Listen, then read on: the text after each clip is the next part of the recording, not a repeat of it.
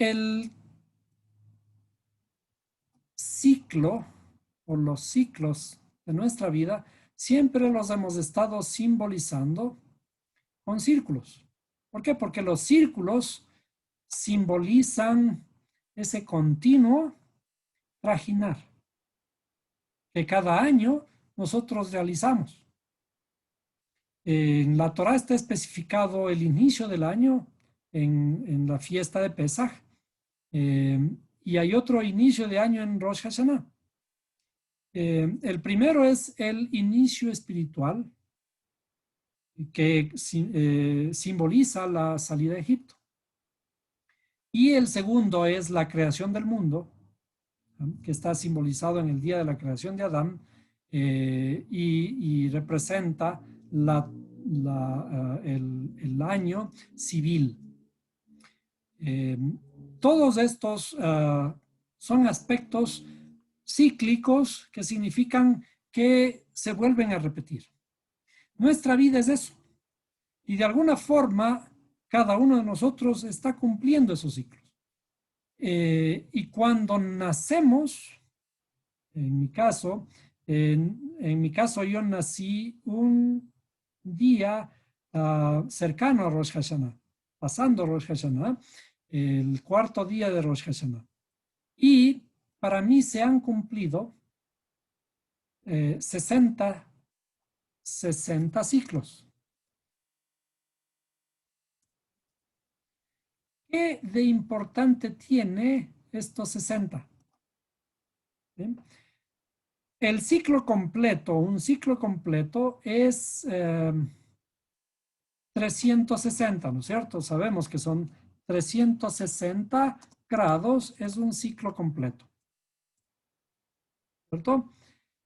Pero curiosamente, el 360 es 6 veces 60, ¿cierto? ¿Qué quiere decir? El cumplir 60, de alguna forma, he completado un ciclo, o 60 ciclos, y de acuerdo a la Torá, esto está graficado con una letra. Vamos a escribir aquí una letra hebrea. La letra hebrea es la letra Samej. A ver, perdón. Déjeme ver dónde está. La letra que corresponde a estos 60 ciclos es la letra Samej. La letra Samej precisamente tiene o es muy similar a un círculo. Letra Samej. ¿Sí? Ustedes van a ver en la tabla de equivalencias del alfabeto hebreo, esta letra tiene un valor de 60. ¿Y qué significa? Significa la unificación con el Creador. La unificación significa, ¿por qué? Como hemos visto, cuando completamos un ciclo completo, este ciclo completo alude a las grandes fiestas, y esas grandes fiestas terminan en una luna de miel, y la luna de miel, el siguiente día de la luna de miel es Simchat Torah, que es la alegría de la Torah, en donde se completa finalmente todo el ciclo de estudio de la Torá, con las diferentes porciones de cada año. Entonces, he tratado de hacer una simbología en lo que hago, así como los judíos realizan actos religiosos que están estrechamente relacionados con la Torá. Y yo he tratado de hacer también una simbología, de alguna forma, que simbolice el cumplimiento de estos 60 ciclos. Entonces, mi nacimiento fue un 4 de Tishri, de acuerdo al calendario lunar, ¿no? 4 de Tishri. Un 4 de Tishri significa a 4 días de Rosh Hashanah. Bueno, entonces en este ciclo completado, que de todas maneras es luna creciente todavía, ¿no? En este ciclo que he completado, mi lugar de nacimiento, es básicamente la población de Tixán, provincia del Chimborazo. ¿Eh? Hay alguna cierta similitud con este tigre, ¿no? Tixán es un pueblito metido en las estribaciones de la cordillera oriental, por donde pasaba el tren, pasa todavía las rieles del tren hacia la ciudad de Guayaquil. Está metido en un hueco, como es o fue costumbre de los judíos que huían de la Inquisición española. Se dice, tengo ciertas evidencias, que los judíos se asentaron en Lima en su venida a nuestro continente. Y en su periplo llegaron a Lima, se asentaron allí, pero la Inquisición no tardó en asentarse también en Lima y comenzó a perseguirlos. Hay muchos datos acerca de los judíos que persiguieron y quemaron a ciertos judíos en Lima, de manera que los judíos huyeron, y esta vez huyeron al norte y llegaron hasta la ciudad de Loja, la provincia de Loja. Y allí se asentaron en Zaruma, se asentaron en un montón de pueblitos, en varias estribaciones también de la cordillera. Y allí, como dije, habían pruebas también de mucho tiempo atrás de ciertas piedras que llevan grabadas el nombre del creador en forma de petroglifos. Y esos petroglifos son los gráficos del nombre del creador en paleo hebreo. Bueno, los judíos llegaron a Loja, se asentaron en Loja, en la provincia de Loja, pero también la Santa Inquisición. Y cuando llegó la Santa Inquisición, les quemaron también algunos judíos allí. Hay unas pruebas en la entrada de Loja, en una especie de puerta que hay a la entrada de Loja, en donde hay señales de la Inquisición española contra los judíos en ese entonces en Loja. Viéndose perseguidos de Loja, los judíos subieron un poco más hasta la provincia del Chimborazo y encontraron lugares como Lausí, Tixán, Payatanga, Chillanes, Chimbo y San Miguel. En estos pueblitos se conectaron antes a través de caminos y establecieron algo que se llama una zona política, digamos, de Chimbo. Y en esta zona política estaban intercomunicados y allí hay huellas de los judíos que se quedaron en estos lugares y las huellas están en el lenguaje, en las costumbres e inclusive en las construcciones de ciertas edificaciones antiguas, ¿no? Y podemos ver inclusive estos rezagos en la religiosidad católica de esos pueblos. ¿Por qué? Porque para esconderse había que esconderse inclusive bajo el manto del cristianismo. Llegaron al punto en donde tenían que convertirse en católicos para estar escondidos. Y un católico muy ferviente que al pasar una iglesia tenía que santiguarse, esos eran judíos que estaban escondidos bajo la religiosidad católica. Entonces, en este pueblito, escondido entre las entrañas de las montañas de la provincia del Chimborazo, nací un 4 de la luna nueva de un mes de Tishrei, que en ese tiempo cayó un 25 de septiembre. Así que mi idea fue regresar al origen, es decir, regresar como la vida siempre me ha retornado en cada ciclo, la idea fue retornar a Tixán. Por lo menos pude retornar a Riobamba y estar en la provincia debido a la erupción del volcán Sangay. No me pude acercar a Tixán, pero al menos regresé al lugar en donde fueron mis primeros años de vida en la ciudad de Riobamba, en donde crecí. Y esto lo hice montado en una bicicleta. Así que me tomé la molestia de subirme a una bicicleta que también tiene dos ruedas, ¿no? Y estas dos ruedas están enlazadas, ¿cierto? Las dos ruedas están enlazadas aquí con un timón y tienen una figura, en realidad es un triángulo y entonces montado en esta bicicleta, pedaleando, hice justamente 180 kilómetros. 180 kilómetros para llegar a la ciudad de Riobamba. ¿Qué son los 180 kilómetros? 2 veces 60. Perdón, 3 veces 60, ¿no es cierto?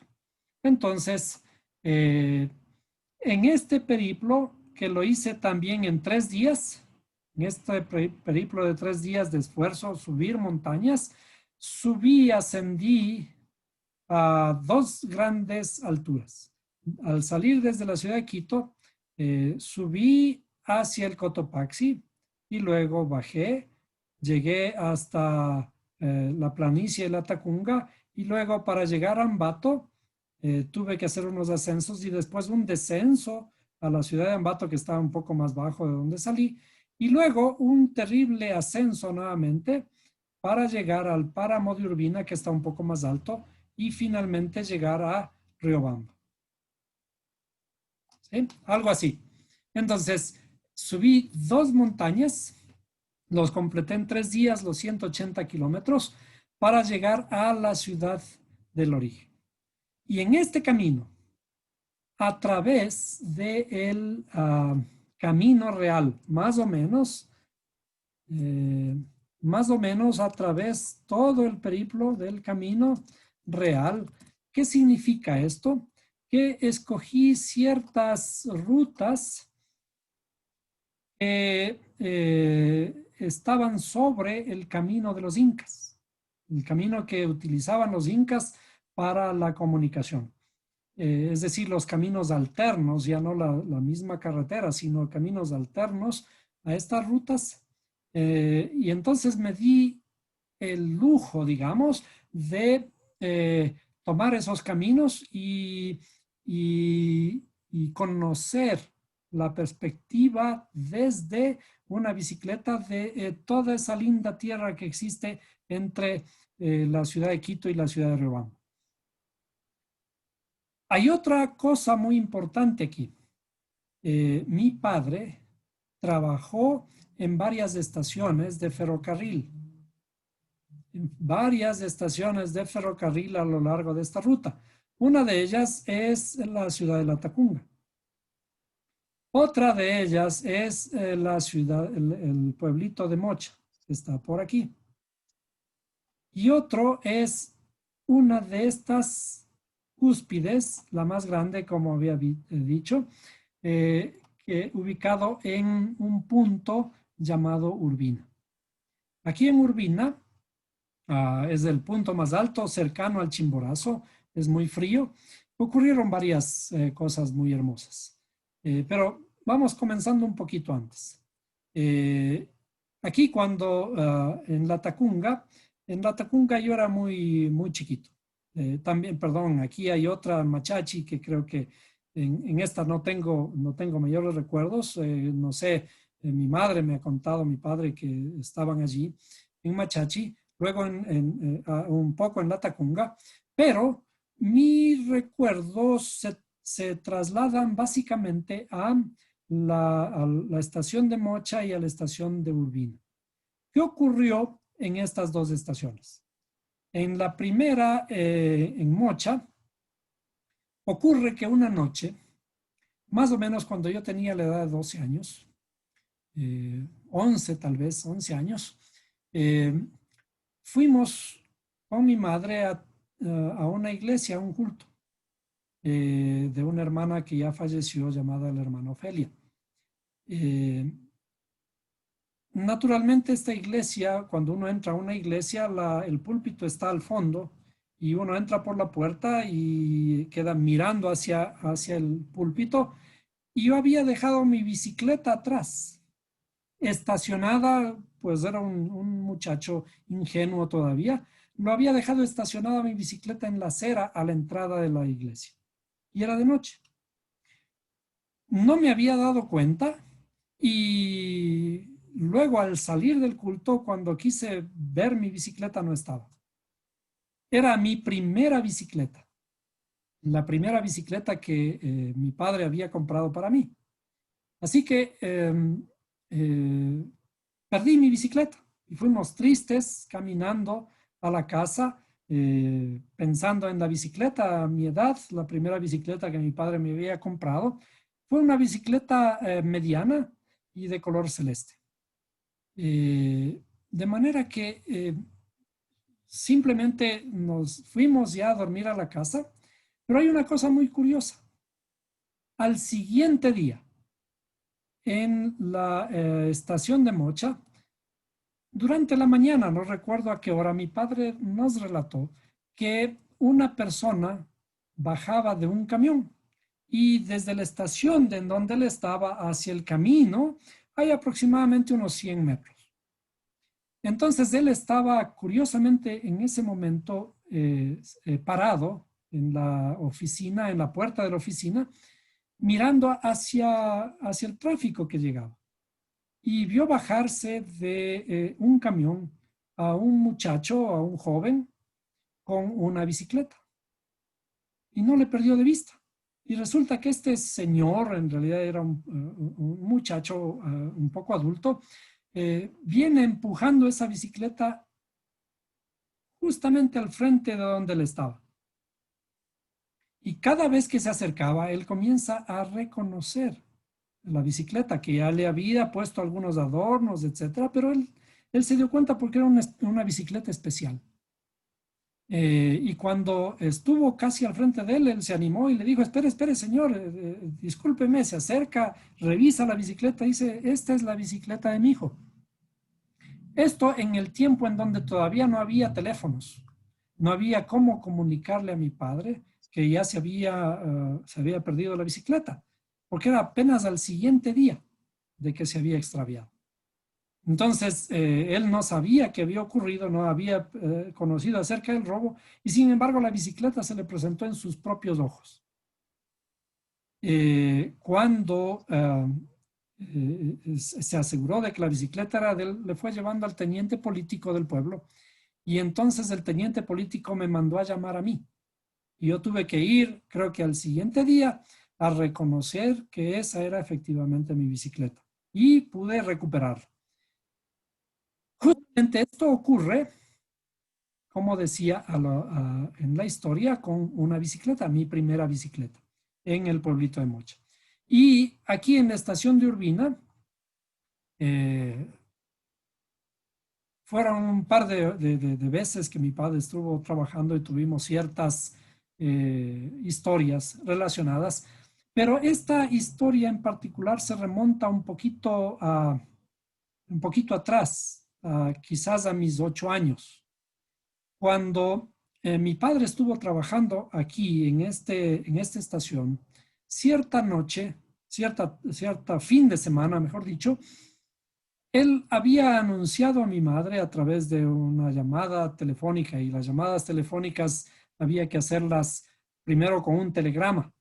Manda un telegrama que le entrega en la casa y después ella se acerca a la estación y hablan por teléfono. Entonces le había indicado que por alguna razón el fin de semana él no podía salir como estaba planificado y se le terminaron los víveres. Así que mi madre dijo, bueno, no te preocupes, voy a ver cómo te las envío.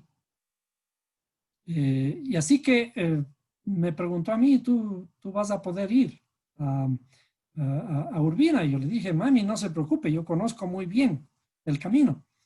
Y era un muchacho muy despierto y todo, y estaba seguro a dónde tenía que llegar.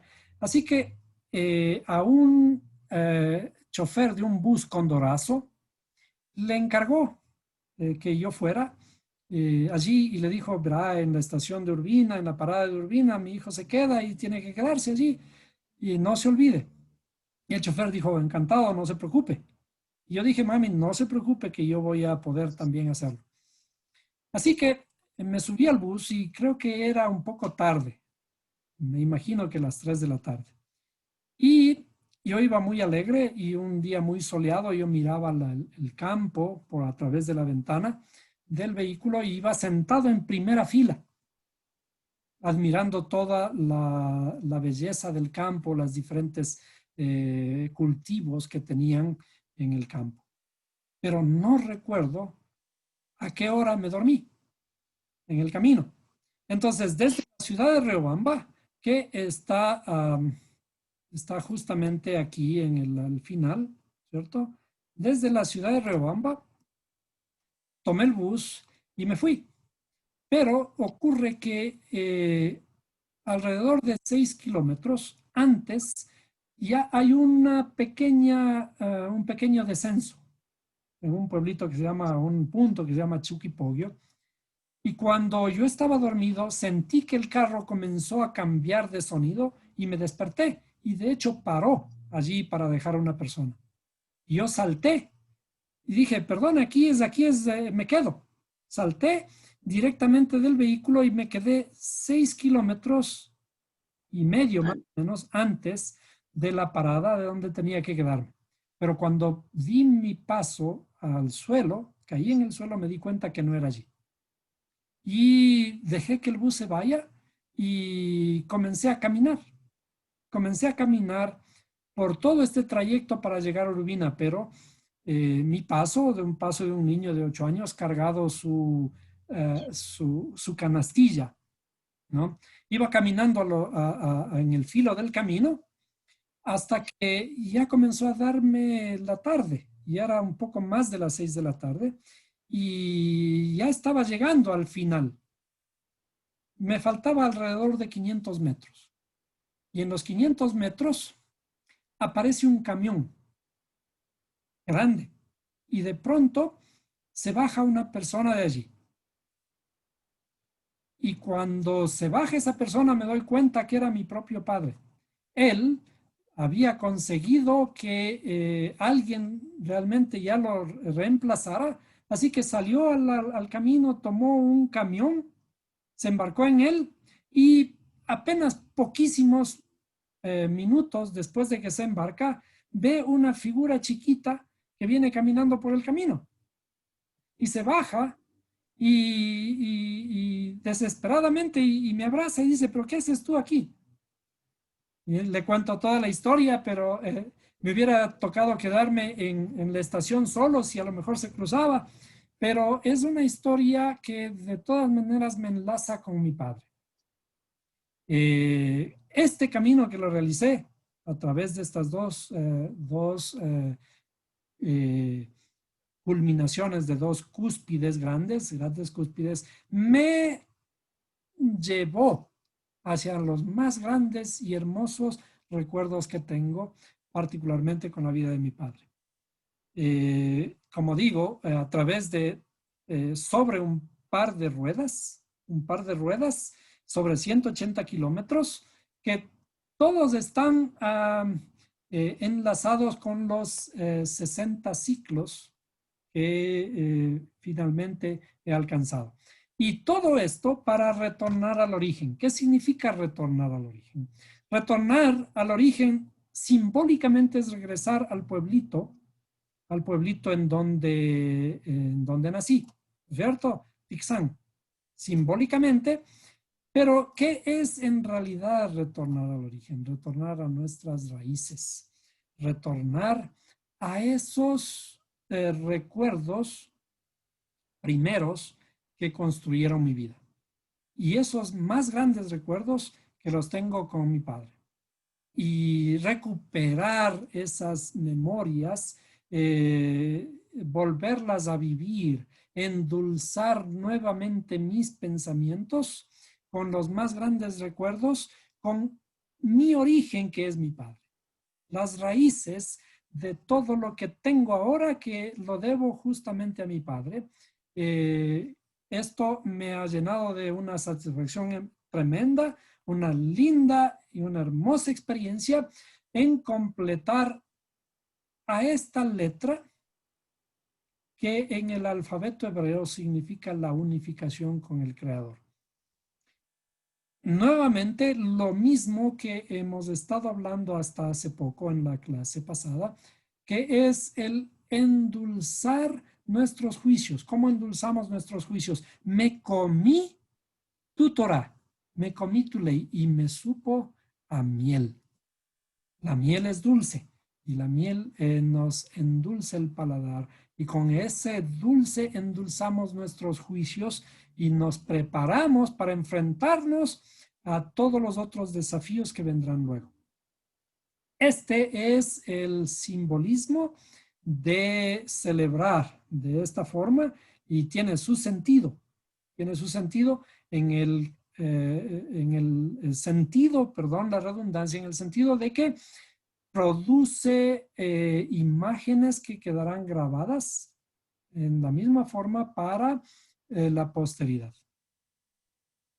Va a haber alguien que se va a acordar igual de mi persona que realicé este viaje a mis orígenes en una fecha como esta, ¿sí? Que simboliza la unificación con el Creador en una bicicleta de 2 ruedas. Y lo curioso de esto es, ¿qué simboliza la bicicleta? La bicicleta tiene 2 ruedas. Y estas 2 ruedas en la física nosotros conocemos que para que pueda producirse el equilibrio hay que pedalear. Y cuando se pedalea, se puede mantener el equilibrio. Si es que paramos, nos caemos. Pero si continuamos, entonces las mismas ruedas se encargan de mantenernos en equilibrio. Esto, cuando las 2 ruedas están girando, producen una figura matemática que corresponde a la cicloide, se llama la cicloide, que es como si nosotros pusiéramos aquí un punto, dibujar un punto en una rueda, y esa rueda al girar va dibujando una cicloide. La cicloide es el resumen de nuestra vida. Cuando celebramos, cuando de acuerdo a la Torah hay que celebrar, ¿cómo celebramos? El rey David, ¿cómo celebraba? El rey David celebraba remolineando, ¿cierto? Remolineando es dando vueltas. Dando vueltas, mientras daba vueltas, ¿por qué damos vueltas? Mientras damos vueltas, avanzamos. Como una bicicleta. Si es que seguimos pedaleando, podemos seguirnos manteniendo en pie. Si es que nos detenemos, la bicicleta no va a poder mantenerse en pie. Tenemos que apoyarnos. Pero mientras pedaleamos, seguimos avanzando. Entonces, tenemos que danzar remolineando, como David, dando vueltas, porque el sentido de nuestra vida es dar vueltas y vueltas y vueltas mientras estamos avanzando. Entonces, quería compartirles esta pequeña reflexión en el sentido de que tenemos que tener o hacer que nuestra vida tenga algún significado. Nuestra vida tiene que tener las cosas que hacemos tienen que tener algún significado, porque mientras le damos un significado, estamos poniéndole la sazón a nuestra vida. A eso se le conoce como la sal. Por eso dice la Escritura, vosotros sois la sal del mundo. Y mientras podamos ponerle sal, podemos ponerle la sazón al mundo. Es decir, no tenemos que simplemente vivir por vivir. Mientras estamos viviendo, tenemos que regocijarnos. Y mientras nos regocijamos, estamos remolineando. Mientras remolineamos, andamos en bicicleta.